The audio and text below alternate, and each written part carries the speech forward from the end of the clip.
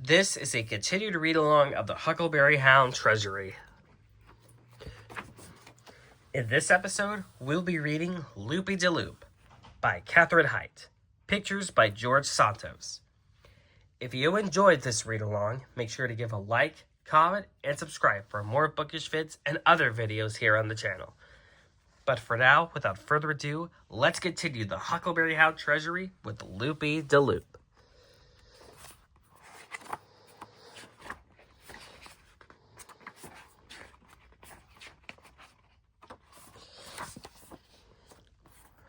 Loopy de Loop.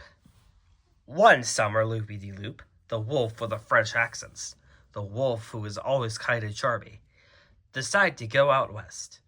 Poor Loopy, his life isn't easy, for nobody ever believed in good wolves. But he had heard that Westerners were very friendly and neighborly, and kind to strangers. As he got off the train at Gopher Gulch, Loopy saw a lady with some heavy packages.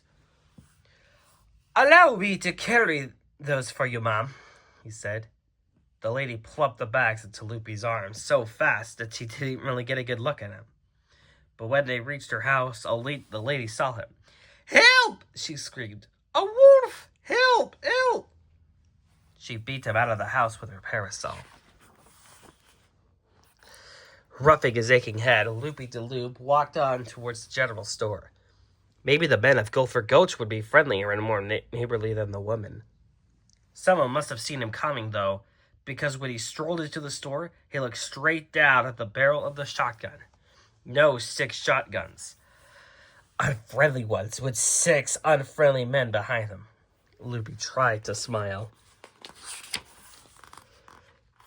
"Howdy, friends. Would you please direct me to the nearest ranch?" asked Loopy. "To get yourself a lamb dinner?" shouted one of the men, picking up a copper kettle.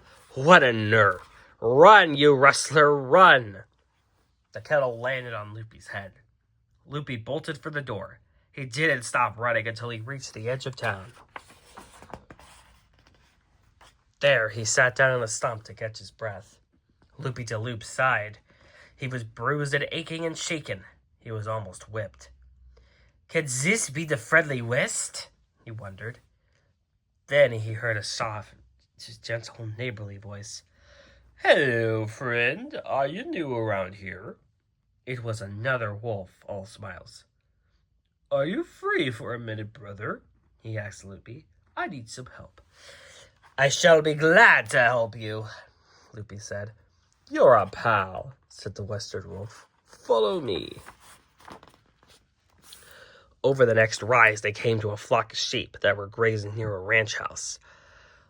"Ah, there they are," murmured the Westerner. His mouth was watering. Suddenly, Loopy realized what the Westerner had in mind. He was a sheep stealer. "Oh no, not that!" cried Loopy. The other wolf paid no attention. "Look, you sneak up behind that fat lamb," he told Loopy. "Chase him away from the flock.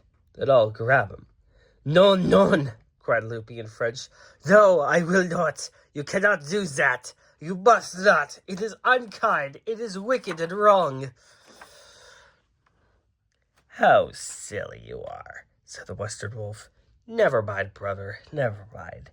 I'll do it all myself." Off he went with the lamb, just as the rancher came running. Loopy was caught flat-footed. "Got you this time, you thief!" shouted the rancher. And once again, Loopy de Loop looked down the barrel of a rifle. But Loopy did not forget his manners. He swept a low bow to the rancher. "I did my best, sir, to save the dear little lamb for the thief.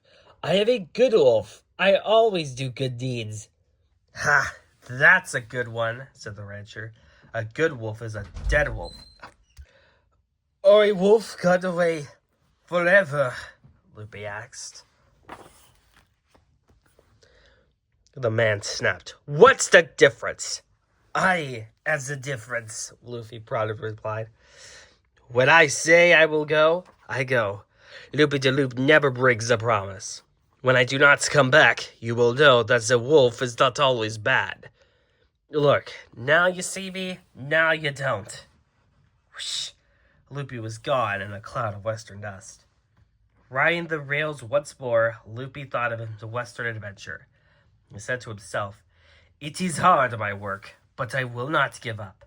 I will always be a gentleman, kind and charming, and someday I will succeed. Someday the world will know that there are good wolves, too, all because of me." Loopy de Loop. The end. Thanks for watching.